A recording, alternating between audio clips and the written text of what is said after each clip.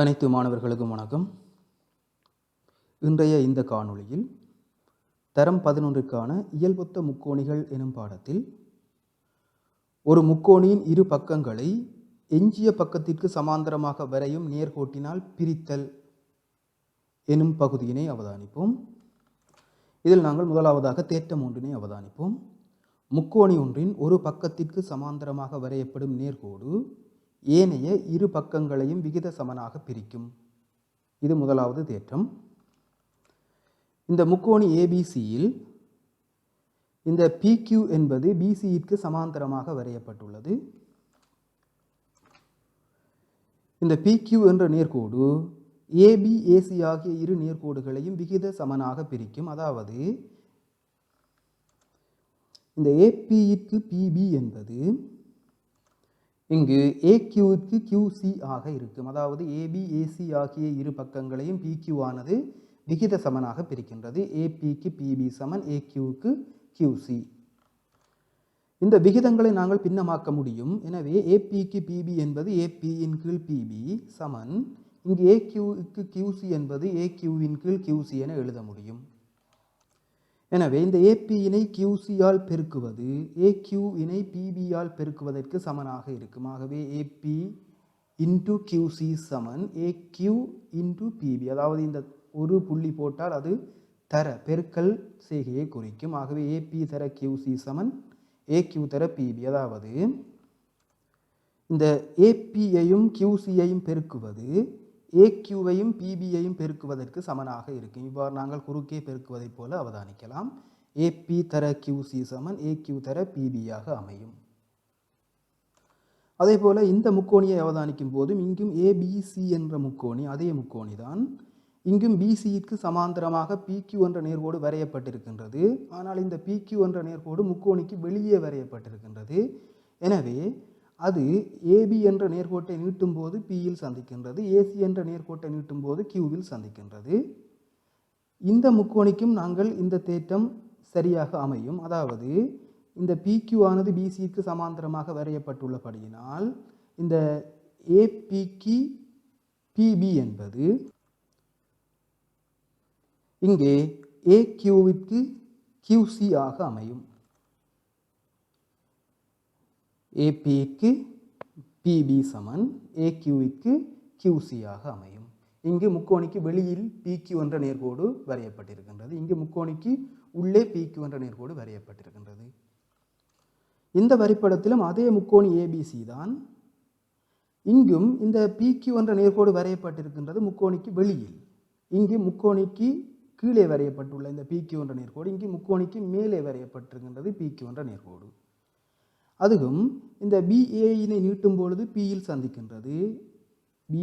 AB என்ற பக்கத்தில் தான் P என்ற புள்ளி அமைய வேண்டும். எனவே BAயினை நீட்டும் போது Pயில் சந்திக்கின்றது. CAயினை நீட்டும் போது Qவில் சந்திக்கின்றது.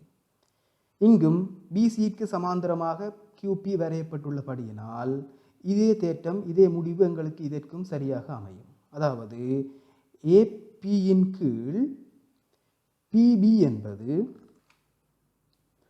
இங்கு AQவின் கீழ் QCக்கு சமனாக அமையும். AQவிற்கு QC ஆக அமையும். APற்கு PB என்பது. ஆகவே இந்த வரைபடத்தில் நாங்கள் அவதானிக்கும் போது இந்த மூலைவிட்டம் வழியாக நாங்கள் விகிதத்தினை பார்த்தல் வேண்டும். மிக முக்கியம்.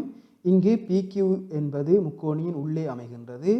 இந்த இரண்டு வரைபடங்களிலும் PQ என்பது முக்கோணிக்கு வெளியில் அமைகிறது. அதிலும் இந்த வரைபடத்தில் PQ என்பது முக்கோணியின் கீழே BCக்கு அருகாமையில் அமைகிறது. இங்கு PQ என்பது BCக்கு மேலே அதாவது Aற்கு அப்பால் அமைகிறது. இந்த தேற்றத்தினை மேலும் விளங்கிக் கொள்வதற்காக சில உதாரணங்களை அவதானிப்போம். இந்த முக்கோணி ABCயில் BCக்கு சமாந்தரமாக PQ வரையப்பட்டிருக்கின்றது எனின் இந்த முக்கோணியிலிருந்து நாங்கள் சில பக்கங்களின் விகிதங்களுக்கு சமனான பக்கங்களின் விகிதங்களை இனங்காண்போம். முதலாவதாக APக்கு PB இதற்கு சமனான விகிதத்தினை நாங்கள் இனங்காண்போம். அதாவது BCக்கு சமாந்தரமாக PQ வரையப்பட்டுள்ளபடியினால் அது ஏனைய இரண்டு பக்கங்களையும் தான் விகித சமனாக பிரித்திருக்கும். எனவே APயின் கீழ் PB என்பது இங்கு AQவின் கீழ் QC என அமையும். ஆகவே ஏபிக்கு பிபி என்ற விகிதம் ஏக்யூவிற்கு கியூசி என்ற விகிதத்திற்கு சமனாக இருக்கும். வரிப்படத்தை அவதானித்துக் கொள்ளுங்கள். அடுத்ததாக பிபியின் கீழ் ஏபி என்ற விகிதம் அதற்கு சமனான விகிதம், அதாவது பிபியின் கீழ் ஏபி என்பது இங்கு பிபிக்கு நேராக உள்ளது கியூசி, ஆகவே கியூசியின் கீழ் ஏபிக்கு நேராக இங்கு உள்ளது ஏக்யூ, ஆகவே கியூசியின் கீழ் ஏக்யூ என அமையும். எனவே அது கியூசியின் கீழ் ஏக்யூ என அமையும். அடுத்ததாக ஏபியின் கீழ் ஏபி, ஏபியின் கீழ் ஏபி என்பது அதற்கு சமனான விகிதம் இங்கு ஏக்யூவின் கீழ் ஏசி என அமையும். எனவே அது ஏக்யூவின் கீழ் ஏசி என அமையும். ஏபிக்கு பிபி என்பது ஏபிக்கு பிபி என்பது இங்கு ஏசியிற்கு கியூசி என அமையும். எனவே அது ஏசியிற்கு கியூசி என அமையும். இங்கே இலகுவாக கண்டுபிடிக்க முடியும். பெரிய பக்க நீளம் வந்தால் அதற்கு நேராக பெரிய பக்க நீளம், அதாவது ஏபிக்கு நேராக இங்கு ஏசி போடப்பட்டிருக்கின்றது. அதே போல சிறிய பக்க நீளத்துக்கு எதிராக சிறிய பக்க நீளம் பிபிக்கு இங்கு கியூசி போடப்பட்டிருக்கின்றது. இது நேர்விகித சமனாகவே அமைவதால் எனவே பெரிய பக்க நீளத்துக்கு ஒத்ததாக பெரிய பக்க நீளத்தையும் சிறிய பக்க நீளத்துக்கு ஒத்ததாக சிறிய பக்க நீளத்தையும் போடும்போது இங்கு சரியாக அமையும். எனவே இந்த விடயங்களை நீங்கள் விளங்கிக் கொள்வது வேண்டும். கணக்குகள் செய்வதற்கு எங்களுக்கு இது அவசியமானது. இந்த வரிப்படத்தினை அவதானிப்போம். இங்கு ஏயிற்கு இருபுறமும் சமாந்தர கோடுகள் அமையும் போது எவ்வாறு நாங்கள் விகிதங்களை கண்டுபிடிப்பது என்பதை அவதானிப்போம். இங்கு முக்கோணி ஏபிசியில் பிசிக்கு சமாந்தரமாக பிக்யூ வரையப்பட்டிருக்கின்றது. இங்கும் சில விகிதங்களுக்கு சமனான விகிதங்களை இனங்காண்போம். இங்கு ஏபிக்கு பிபி, எனவே ஏபி என்பது இவ்வளவும் பச்சை நிறத்தால் குறிக்கப்பட்டிருப்பது, பிபி என்பது இவ்வளவும் இந்த ஒரேஞ்ச் நிறத்தினால் குறிக்கப்பட்டிருக்கின்றது. இப்பொழுது அதற்கு சமனான விகிதத்தினை நாங்கள் அவதானிக்கும் போது இங்கு QAயிற்கு QC என அமையும். எனவே அது QAயிற்கு QC என அமையும். இங்கு இந்த மூலைவிட்டம் வழியாக நாங்கள் பார்க்க வேண்டும் விகிதத்தினை. அடுத்ததாக ABயின் கீழ் AP, எனவே AB என்பது இவ்வளவும் AP என்பது இவ்வளவும். அதற்கு சமனான விகிதத்தினை நாங்கள் அவதானிக்கும் போது இங்கு ACயின் கீழ் AQ என அமையும். ACயின் கீழ் AQ என அமையும். அது ACயின் கீழ் AQ என அமையும். அடுத்ததாக AQவின் கீழ் AC என்பது இந்த பச்சை நிறத்தினால் குறிக்கப்பட்டுள்ளது AQ, இந்த செம்மஞ்சள் நிறத்தினால் குறிக்கப்பட்டுள்ளது AC. அதற்கு சமனான விகிதம் இங்கு PAயின் கீழ் AB என அமையும். எனவே அது PAயின் கீழ் AB என அமையும். இங்கு AQக்கு QC, AQ என்பது இந்த பச்சை நிறத்தினால் குறிக்கப்பட்டிருக்கின்றது, QC என்பது இந்த செம்மஞ்சள் நிறத்தினால் குறிக்கப்பட்டிருக்கின்றது. எனவே AQக்கு QC என்பது இங்கு PAயிற்கு முழுவதும் PB என அமையும். எனவே அது PAயிற்கு PB என அமையும். இங்கும் நாங்கள் சிறிய பக்க நீளத்திற்கு ஒத்த பக்க நீளமாக சிறிய பக்க நீளத்தினையும் பெரிய பக்க நீளத்துக்கு ஒத்த பக்க நீளமாக பெரிய பக்க நீளத்தினையும் போடும்போது எங்களுக்கு விடை சரியாக அமையும். இங்கே இந்த AQ என்பது சிறிய பக்க நீளம், எனவே அதற்கு ஒத்ததாக PAயினை இடுதல் வேண்டும். அதே போல இந்த QC என்றது பெரிய நீளம், அதற்கு ஒத்த நீளமாக PBயினை இடுதல் வேண்டும். ஆகவே அவ்வாறு இடும்போது எங்களுக்கு இந்த விகிதம் சரியாக அமையும். இங்கே ஒரு வரிப்படம் தரப்பட்டிருக்கின்றது. இங்கு குறிக்கப்பட்டுள்ள தரவுகளுக்கு அமைய இந்த எக்ஸின் பெருமானத்தினை நாங்கள் காணுதல் வேண்டும். இங்கே குறிக்கப்பட்ட தரவுகளை அவதானிக்கும் போது இந்த BCக்கு சமாந்தரமாக PQ என்ற நேர்கோடு வரையப்பட்டிருக்கின்றது. அடுத்ததாக இந்த APயும் PBயும் சம நீளங்கள் என குறிக்கப்பட்டிருக்கின்றது. இங்கு 7 சென்டிமீட்டர், இது X என தரப்பட்டிருக்கின்றது. இப்பொழுது இந்த BCக்கு சமாந்தரமாக வரையப்பட்ட இந்த நேர்கோடு PQ ஆனது ஏனைய இரு பக்கங்களையும் விகித சமனாக பிரிக்கும். எனவே முக்கோணி ABCயில் BC சமாந்தரம் PQ ஆகும். எனவே இந்த AQவின் கீழ் QC என்பது அதற்கு சமனாக உள்ளது ஏபியின் கீழ் பிபி ஆக அமையும். இப்பொழுது நாங்கள் இந்த ஏக்யூவிற்கு நாங்கள் x எனவும் QCற்கு 7 எனவும் ஏபி அதற்கு 1 என்று பிரதியிடும் போது பிபிக்கும் 1 எனவே பிரதியிடுதல் வேண்டும். இதிலிருந்து நாங்கள் எக்ஸினை காணுதல் வேண்டும். அதற்காக இந்த குறுக்கே பெருக்குவோம். இந்த 1னால் எக்ஸினையும் 7னால் இந்த 1னையும் பெருக்குவோம். இப்பொழுது எக்ஸின் பெருமானம் 7 சென்டிமீட்டராக இருக்கும். இந்த விடையில் நாங்கள்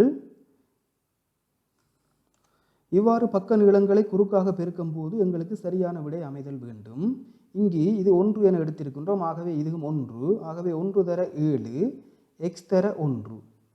ஆகவே எக்ஸுக்கு பதிலாக 7. ஆகவே 7 தர 1 7, இங்கே 1 தர 7 7. ஆகவே விடை சரியான விடை. இந்த வரிப்படத்தில் குறிக்கப்பட்டுள்ள தரவுகளுக்கு அமைய எக்ஸின் பெருமானத்தினை காணுதல் வேண்டும். எனவே இங்கும் பிக்யூவிற்கு சமாந்தரமாக ஏபி வரையப்பட்டிருக்கின்றது. எனவே அந்த ஏபி என்ற நேர்கோடு ஏனைய 2 பக்கங்களையும் விகித சமனாக பிரித்திருக்கும். எனவே இங்கு QBயின் கீழ் BR என்பது PAயின் கீழ் AR என போட முடியும். இப்பொழுது இங்கு QBக்கு பதிலாக எக்ஸினையும் BRக்கு பதிலாக 9னையும் PAக்கு பதிலாக 4னையும் ARக்கு பதிலாக 6 சென்டிமீட்டரினையும் பிரதியிடுவோம். இப்பொழுது நாங்கள் முன்னர் பார்த்ததை போன்று இந்த 6னால் எக்ஸினையும் 9னால் 4னையும் பெருக்குவோம். எனவே 6x சமன் 9ஐ 4னால் பெருக்கும் போது 36. எனவே 6x சமன் 36. எனவே எக்ஸின் பெருமானம் 6 சென்டிமீட்டர் ஆகும். இங்கும் இந்த விடையினை சரி பார்த்து கொள்வோம். இந்த எக்ஸ் என்பது 6. எனவே 6உடன் 6ஐ பெருக்கும் போது 36. இங்கே 4உடன் 9ஐ பெருக்கும் போது 36. எனவே நாங்கள் கண்ட எக்ஸுக்கான விடை சரியானது. இந்த வரிப்படத்திலும் தரப்பட்ட தரவுகளுக்கு அமைய நாங்கள் எக்ஸின் பெறுமதியினை காணுதல் வேண்டும். இங்கு எக்ஸ் இரு இடத்தில் உள்ளது. ஆனால் இந்த ஏசிக்கு சமாந்தரமாக PQ வரையப்பட்டிருக்கின்றது. எனவே இந்த PQ ஆனது ஏனைய 2 பக்கங்களையும் விகித சமனாக பிரிக்கும். எனவே இங்கு BQவின் கீழ் QC என்பது BPயின் கீழ் PAயிற்கு சமனாக இருக்கும். எனவே முக்கோணி ABCயில் AC சமாந்தரம் PQ ஆகும். எனவே இந்த BQவின் கீழ் QC சமன் BPயின் கீழ் PA ஆகும். இப்பொழுது இந்த BQவிற்கு பதிலாக எக்ஸினையும் QCயிற்கு பதிலாக 2னையும் BPயிற்காக 8 சென்டிமீட்டரினையும் PAயிற்காக எக்ஸினையும் பிரதியிடுவோம். இப்பொழுது இந்த எக்ஸினால் இந்த எக்ஸினையும் இந்த 2னால் இந்த 8னையும் பெருக்க வரும் விடைகள் சமனாக இருக்கும். எனவே எக்ஸ் வர்க்கம் சமன் 8 தர 2 என்பது 16. ஆகவே எக்ஸ் பெருமானம் 4 சென்டிமீட்டர் ஆகும். இங்கும் விடையினை நாங்கள் சரிபார்த்துக் கொள்வோம். எக்ஸிற்கு பதிலாக 4. எனவே இங்கும் 4, இதுவும் 4. எனவே 4ஐ 4னால் பெருக்கும் போது 16. இங்கு 2ஐ 8னால் பெருக்கும் போதும் 16. ஆகவே இந்த விடை சரியானது. இந்த வரிப்படத்தில் LMக்கு சமாந்தரமாக BA வரையப்பட்டிருக்கின்றது. எனவே இந்த BA ஆனது ஏனைய 2 பக்கங்களையும் விகித சமனாக பிரிக்கும். எனவே அது MAயின் கீழ் AN என்பது LBயின் கீழ் BN ஆக அமையும். முக்கோணி MNLல் AB சமாந்தரம் LM ஆகும். எனவே MAயின் கீழ் AN சமன் LBயின் கீழ் BN ஆகும். இப்பொழுது MAக்கு பதிலாக நாங்கள் 2xஐ 1 எனவும் ANக்கு பதிலாக 6 சென்டிமீட்டர் எனவும் LBக்கு பதிலாக 4 சென்டிமீட்டர் எனவும் BNக்கு பதிலாக 8 சென்டிமீட்டர் எனவும் பிரதியிடுவோம். இப்பொழுது இந்த 8னால் இந்த 2xஐ 1னையும் 6னால் இந்த 4னையும் பெருக்குதல் வேண்டும். இப்பொழுது இந்த 8னால் இந்த 2xஐ 1னை அடைப்பு நீக்குதல் வேண்டும். அதே போல இந்த 6னால் 4னை பெருக்கும் போது 24. எனவே இங்கே 8 தர 2x என்பது 16x, 8 தர 1 என்பது 8. இப்பொழுது இந்த சய 8னை நாங்கள் சமனுக்கு வலது பக்கம் கொண்டு வரும்போது 24உடன் 8 கூட்டப்படும். ஆகவே 16x சமன் 32 என அமைகிறது. எனவே எக்ஸின் பெருமானம் 2 சென்டிமீட்டர் ஆகும். இங்கும் நாங்கள் விடையினை சரிபார்த்து கொள்ளுவோம். எக்ஸிற்கு பதிலாக நாங்கள் 2 சென்டிமீட்டரினை போடும்போது 2x1 என்பது 3 சென்டிமீட்டர் என அமையும். ஏனென்றால் 2 தர 2 4லிருந்து 1 கழித்தல் வேண்டும். எனவே 3 சென்டிமீட்டர்.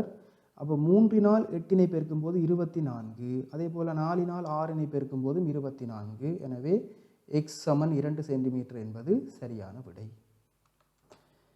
இந்த வரிப்படத்திலும் குறிக்கப்பட்ட தரவுகளுக்கு அமைய எக்ஸின் பெருமானத்தினை காணுதல் வேண்டும். இங்கு PR-ற்கு சமாந்தரமாக ST வரையப்பட்டிருக்கின்றது. எனவே ST ஆனது PQ, QR ஆகிய 2 பக்கங்களையும் விகித சமனாக பிரிக்கும். எனவே இந்த QS-இன் கீழ் SP என்பது QT-இன் கீழ் TR எனும் விகிதத்திற்கு சமனாக இருக்கும். ஆகவே முக்கோணி PQR-இல் ST சமாந்தரம் PR ஆகும். எனவே QS-இன் கீழ் SP என்பது QT-இன் கீழ் TR-ற்கு சமனாக இருக்கும். இப்பொழுது QS-ற்கு பதிலாக x1 எனவும் SP-ற்கு பதிலாக 4 சென்டிமீட்டர் எனவும் QT-ற்கு 2 சென்டிமீட்டர் எனவும் TR-ற்கு 6 சென்டிமீட்டர் எனவும் பிரதியிடுவோம். இப்பொழுது இந்த 6னால் x1னையும் இந்த 4னால் 2னையும் பெருக்குதல் வேண்டும். இப்பொழுது இந்த x1னை 6னால் அடைப்பு நீக்குதல் வேண்டும். அதே போல 2னால் 4னை பெருக்கும்போது 8 என அமையும். எனவே அடைப்பு நீக்கும் போது 6x6 என அமைகிறது. இப்பொழுது இந்த 6 என்பது இந்த 8உடன் கூட்டப்படும். எனவே 6x சமன் 14. எனவே எக்ஸின் பெருமானம் காண்பதற்கு இந்த 14னை 6னால் வகுத்தல் வேண்டும். எனவே அது 14ன் கீழ் 6. அதனை எளிய பின்னமாக்கும் போது 7ன் கீழ் 3 என அமைகிறது. எனவே அதனை தசம எண்ணாக முதலாம் தசமதானத்திற்கு கொடுக்கும்போது 2.3 சென்டிமீட்டர் என அமைகிறது. எனவே இவ்வாறான தசம எண்களில் விடைகள் அமையும் போது நாங்கள் திருத்தமாக செய்கை வழியை திருப்பி மீண்டும் ஒரு தடவை சரியா என பார்த்து கொள்ளுங்கள். ஆகவே 2.3 தான் எக்ஸின் பெருமானம். இங்கும் தரப்பட்ட வரிப்படத்தில் குறிக்கப்பட்ட தரவுகளுக்கு அமைய எக்ஸினதும் வையினதும் பெருமானங்கள் வினவப்பட்டிருக்கின்றது. இங்கு 2 முக்கோணிகள் உள்ளன. முதலாவதாக நாங்கள் இந்த ABC ஆகிய இந்த முக்கோணியினை அவதானிப்போம். அந்த ABC ஆகிய முக்கோணியில் இந்த PQ என்பது BC-ற்கு சமாந்தரமாக வரையப்பட்டிருக்கின்றது.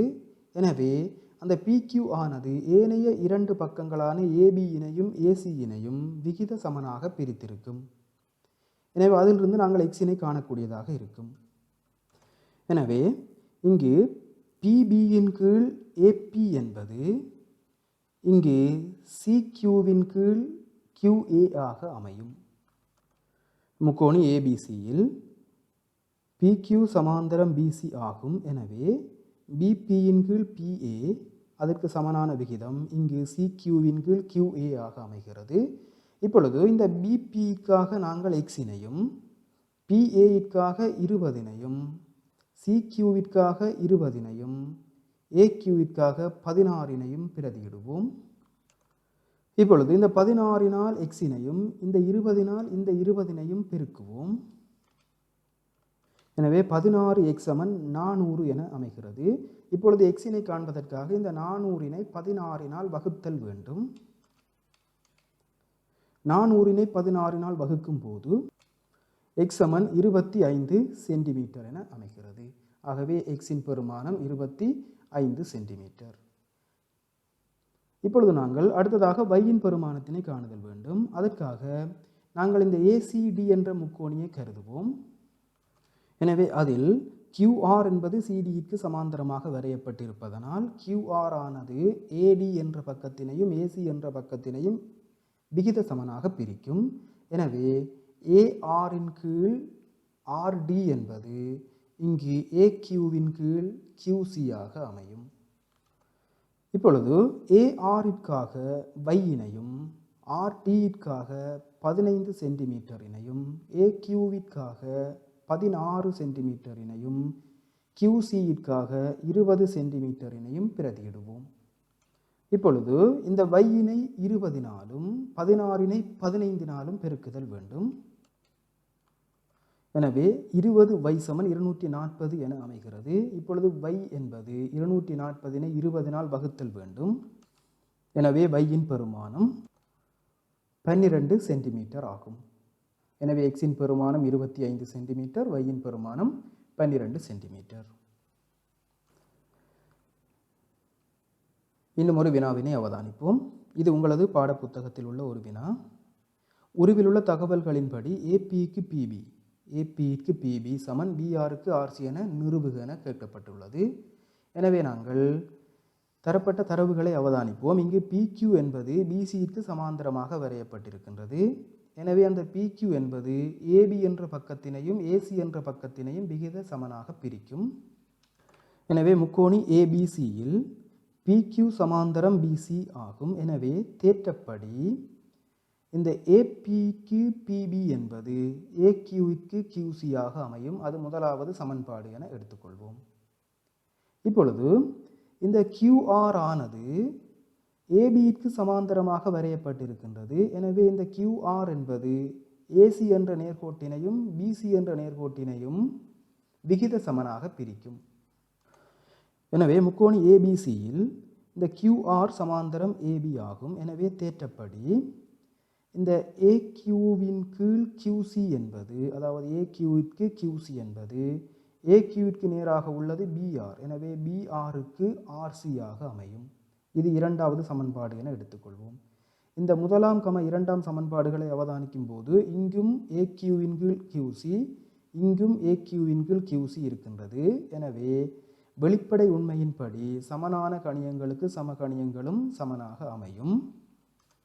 எனவே APக்கு PB சமன் AQக்கு QC, மீண்டும் AQக்கு QC சமன் BRக்கு RC. எனவே இந்த மூன்று விகிதங்களும் சமனாக இருக்கும். எனவே எங்களுக்கு கேட்கப்பட்ட விடை APக்கு PB சமன் BRக்கு RC. அது இங்கு அமைகிறது. APக்கு PB சமன் BRக்கு RC. அதனை எழுதிவிட்டால் சரி. ஆகவே APக்கு PB சமன் BRக்கு RC ஆகும்.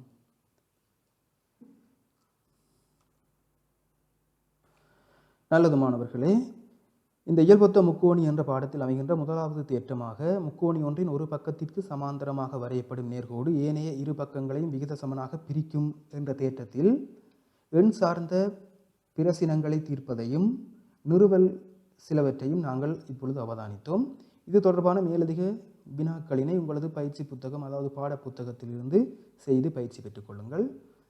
மீண்டும் அடுத்த காணொளியில் சந்திப்போம். நன்றி.